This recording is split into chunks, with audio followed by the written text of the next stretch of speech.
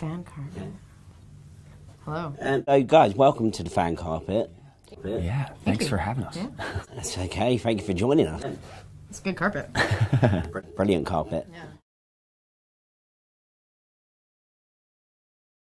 Yes. Yes. And I started doing musical theater when I was a kid and watching every Mary-Kate and Ashley movie ever known to human beings. Me as well. And then reciting them. Yeah. You want to do one right now? I'll do it. Takes I don't know. Okay, we'll start from the I've beginning. never seen a Mary-Kate and Ashley movie, but they're really great. Your turn. Oh. Yeah, no, the same. I started musical theater when I was a kid. And then I quit when I was like 11 because I lost my voice. And then I moved to Los Angeles when I was 17 and just started kind of working from there. It was a lot of no's. I was a dishwasher for 4 years. I served pies at Marie Callender's. And then I somehow tricked someone into giving me a job. So Well yeah. done. Yeah. And then, yeah, then I tricked someone into putting me in Arrow, so now we're here. That was me. He tricked me. You know, basically, you know, my biggest, I think Angelina Jolie or someone said something about, you know, the biggest advice I could give to a young actor is travel the world, because there's nothing more about, you know, I really, I mean, I've been acting in theater since I was a kid, but I really, the only training I've ever had has been in comedy, so it's not in any of the stuff we're doing now. But basically, just travel and listen when people are talking to you, you know, because that's what it is. It's just, you know, learning different mannerisms of different people. Yeah, talking to people, really observing. Yeah, like what we're doing right now. I'm observing you. I'm observing you. I'm going to learn from you. I'm learning. I'm from you taking with this an open heart, into open mind. season 3 of Arrow. I would say. You have to get used to us getting off topic. We just ramble and then we just run with it. So yeah. I think I'd say like you really have to love it, and if you have a plan B, then you're gonna go with plan B. Wow, that's great. There's just like there's no way. There was nothing in my mind ever that was like I'm not gonna do this, and I worked at a dog shop, at a dog daycare, and I was a hostess, and I worked retail, I taught yoga, and I was a nanny with a 5-month-old that was like a saint. We actually go into the dog shop that she used to work at. We still go in there, but yeah. Yeah, because I have a dog. I guess that's amazing advice. It's literally in my backyard of my Don't have, yeah, if you really want to do it, you have to really go for it and not have a plan B. I'm going to use that a lot now, so. Well, I'm going to use yours. I thought that was good. Okay. You're welcome. Thanks. Okay. Basically, well, you were the one, she knows a lot about the world of the DC I don't. universe. You say this, and then I got in trouble yesterday because I was like, no, I don't. You're always reading comic books. You know so much. I'm always reading. I wouldn't say I'm always reading comic books. I'm reading right now with those Google contacts. Just like super busy. Like, sorry, guys. Hold on. Oh, Felicity. I'm like waiting for you to like answer that question. Help. Yeah. I mean, it's, I think we got more. Well, we got more dynamic. He's right.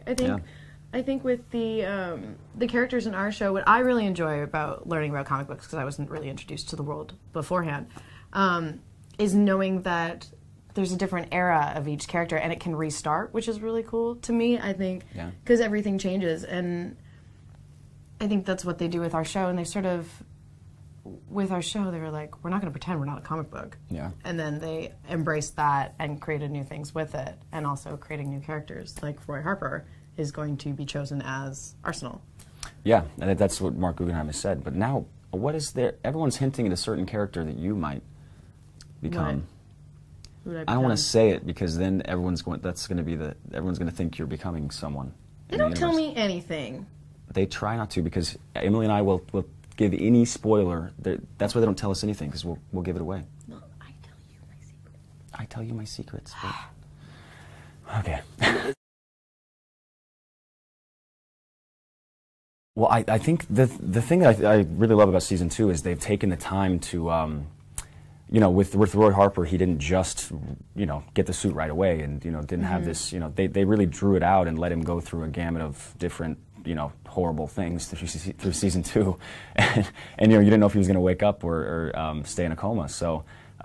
Just looking at the back of your script. Yeah, just, am I alive? Am I alive? No. Still in a coma. Yeah, but, and, you know, with especially watching, you know, Felicity's role expand, that that really is, you know, It's been fun. It's been incredible, especially because season 3, you know, someone else could come and then, you know, they could expand that. So it's nice to always know that there's new characters, but also they're spending as much time on the relationships now as they are on the action, which is something to really look forward to for season 3. And I think even more in season 3. Oh yeah. I mean, that's what we've been told, is it's going to be, I think, a more emotional season. Yeah, emotional, and I hear everyone's tossing around that it's going to be a big ball of lies. Everyone's going to be kind of caught in a bunch of lies. I'm so excited for Thea's storyline. Yeah, Thea's storyline. I don't know what it's going to be. I'm just so excited because that character's got so much angst. Yeah.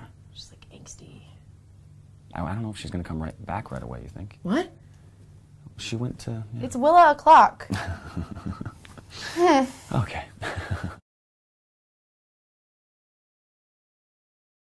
Oh, gosh. Yeah, do you want to move it here? Yeah. Can you help us with that? Yeah, how do we do that? I'd love to. I'd get on the phone. Yeah. And, Can we just show this to whoever and then make them move us here? What do we have to do? Because I love, I mean... we have to bring our whole crew, though, because our crew's awesome. Yeah, we have the best crew on TV. But there is, you know, especially with the end of season 2, I don't wake up in like Hong Kong, but in like this. But they're, you know, now I think they're going to explore a lot of the storyline back whenever Oliver was in Hong Kong. I so badly want to go to Hong Kong. I'm sure the fans would love it over here. Yeah, I mean, that would be... filmed in London. There's always a possibility, you know? I think that, well, yeah, I mean, there's... There's always a possibility. You never know. I thought you were going to make it into a song. I was really excited. I don't know that song you were singing, actually. It was Film an Arrow in London, something. Yeah. You don't want to do the musical, do you? You're like, not today. Probably not right now. Fair. Later.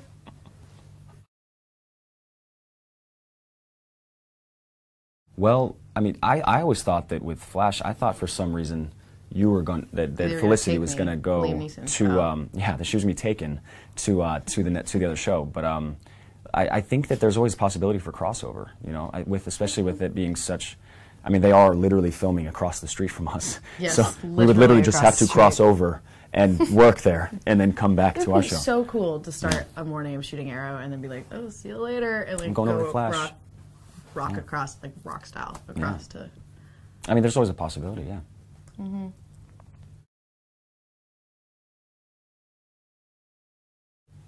I'm just now learning about it, obviously, with being on the show for the past, I guess, yeah, well, a year and a half. Aquaman comics were really good. Yeah, it was now, you know, she says she doesn't read a lot of comic books. She does read it. She does read a lot of comic books. I don't. I read a lot of things. But I'm still learning. So basically, you know, obviously I watch the Batmans and things like that. But now it's like having Arrow basically on TV is really amazing for the fans, because instead of waiting for the month, you know, their month subscription of their comic book, they get to see it every week. So I think that's been really a lot of... That's so cool. I never thought about it that way. Yeah. That's been a lot of the big kind of pull, why Arrow's kind of led the pack of the, you know, now 5 years ago it was vampires and werewolves. Now everyone's trying to do a comic book show. And, you know, I think the success of Arrow has really, you know, paved the way. Yeah. Is the culture of comic book stores. I love going. We've spent hours in that on Golden Apple in LA. Yeah, we actually have spent hours in comic books, yeah. In that one in particular, too. Yeah. I just go in there, it's like, it's so bright in here. Well, it's funny when we walk into a comic book store, people are kind of, they're like, now. Well, wait, what are you doing here? And we're not doing it for attention. We're literally just going to grab comic books. And we're both like, this one, and this one. And this is and we're just like walking around, and they go, you don't want that one, so we toss them, and then we do that again. Yeah. And there's like a whole Bible. We have this Bible of laminated pages. Of all of the comic books that they have, and then the eras, and then which ones they're connected to. Which is insane, because it's like the Bible of comic books. Yeah, it's like this big. But, you know. Yeah. There's not many words in that. Mm-hmm. Mm. Well, thank you very much for joining us here on the fan carpet. Yeah, thank you so much. Yes, thank you for having us. Thank you. Yeah.